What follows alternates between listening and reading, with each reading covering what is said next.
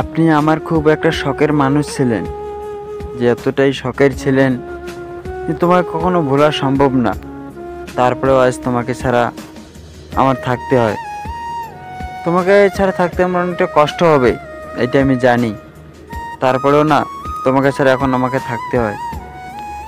তুমি আমার অনেকটা শখের ছিলে, সেটা তুমি জানো। তারপরেও তুমি আমারে ভুলে গেল। ভুলে যাইবা ভালো কথা, তবে এতটা আপন হওয়ার কি দরকার ছিল? এতটা আপন না হলেও পারতে। তুমি এখন ভালো থাইকো, আমার থেকে বেটার কাউকে পাইছো, তাকে নিয়ে অনেক ভালো থাইকো। কখনো যদি কষ্ট পাও, আমার কথাটা একটু মনে করো। তুমি আমারে কতটা কষ্ট দিছো, তোমার কষ্টের কারণেই আজ আমি মানসিক শান্তি হারাই ফেলছি। তবে তুমি এখন ভালো থাইকো।